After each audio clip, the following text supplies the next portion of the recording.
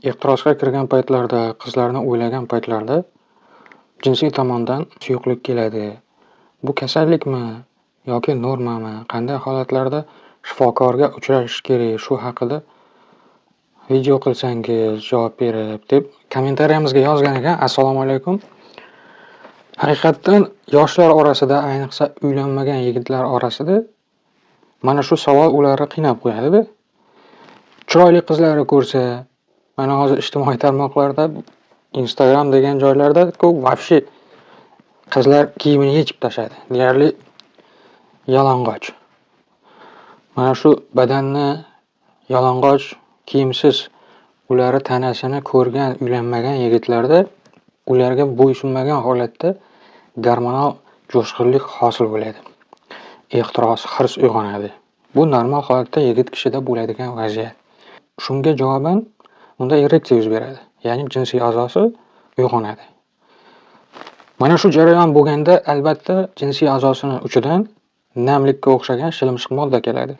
Tibbiyot tilida pre-eyakulyat deb aytiladi buni. Eyakulyatsiya degan bilasiz, erkak kishining jinsiy aloqada urug'ini butunlay chiqishini aytiladi. Ya'ni jinsiy suyuqlikni ixtiyoriy ravishda chiqarish.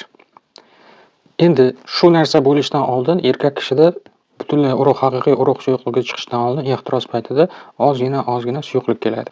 Tabiatan bunga nazar soladigan bo'lsak, bu suyuqlik ayolni mana shu qo'shilgan paytida jinsiy qaniga erkakka jinsiy a'zosi yaxshi kirishi uchun ta'minlab beruvchi tabiiy lubrikant vazifasini bajaradi.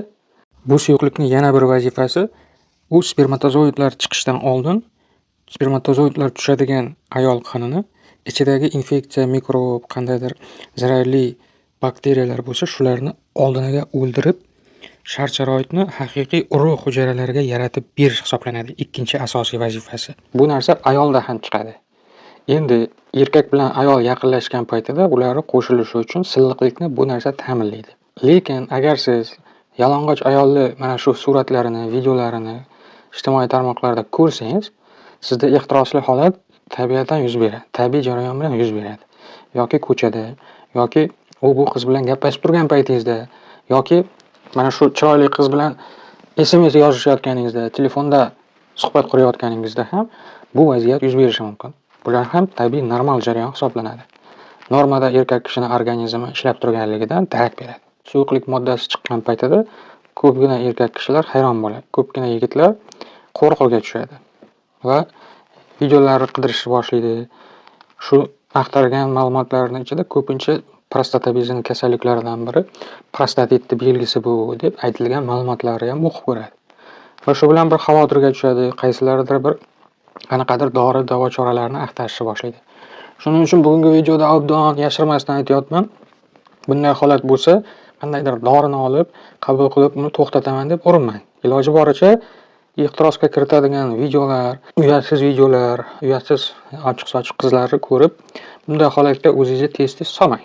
Ana shunda bu narsa, bu jarayon bo'lishi kamayadi.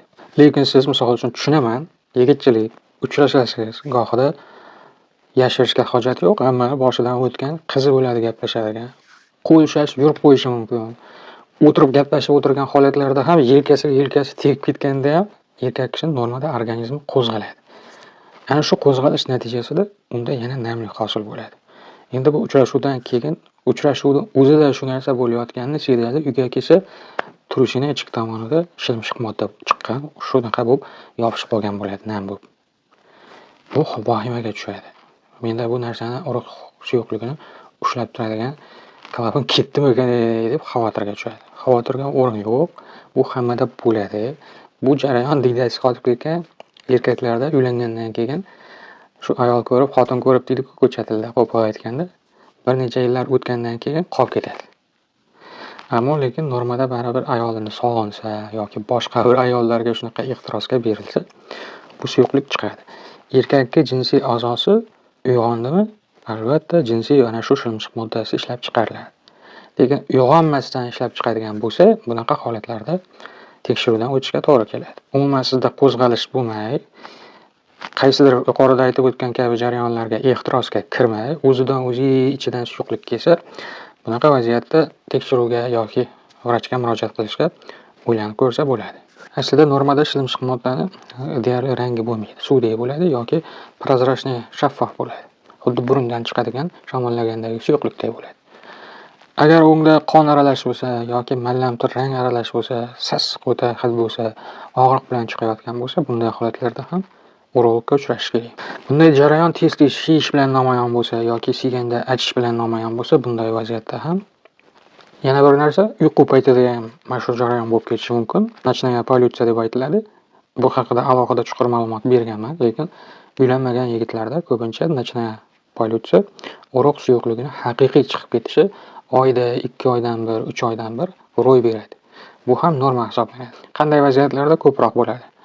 Tushida qaysidir qiz bilan acham-acham qiladigan bo'lsa yoki shu kunlarda yaxshi baquvvat ovqatlanib, ayniqsa kaloriyasida oqsil moddalari ko'p bo'lgan ovqatlarni yeb yurgan bo'lsa, bu jarayon yuzaga kelishi mumkin. Misol uchun, to'yib yaxshilab bedana tuxumi bilan, ot qazi go'shtlari bilan yaxshilab osh yedingiz va shu kuni uxlashdan oldin qanaqadir bir qizlarni Instagramga ko'rib qoldingiz yo YouTube'da, Reels'larda chiroyli badallari sizni xotirangizda qoldi. Uxlayotganda ham shularni o'ylab yotdingiz, tush ko'rdingiz. O'sha qizga o'xshagan chehrali bir qiz bilan yaqinlik qilibdingiz tushingizda. Qapras organizmda boyagi kecha yegan baquvvat, quvvatli oshni kuchi to'lib turganda nochная polyutsiya bo'lib chiqib ketadi, bo'shanib ketadi. Bu ham normal holat. Faqat mana shu bo'ladigan sabab omillarni e'tiborga olish kerak. Shunday ekan, bugun sizlarga javob bermoqchi bo'lgan asosiy savolingizga informatsiyalar shulardan iborat edi. Tushunmay qolgan joylaringiz bo'lsa, yana shunday urologik yoki andrologik jinsiy uyaladigan savollaringiz bo'lsa, chiroyli qilib qog'ozga o'rab, akkuratniy qilib kommentariyalarga yozib qoldirsangiz, keyinchalik eng ommabop ovoz to'plaganlarini video shaklida javobini berib chiqarib turaman. Хорошо? Пока. O'zingizga ehtiyot qiling. Xayr. Javobimizda urologik ma'lumotlar qayerda deb so'raganlar, u harfiga kirasiz, urologiya bo'limiga kirasiz.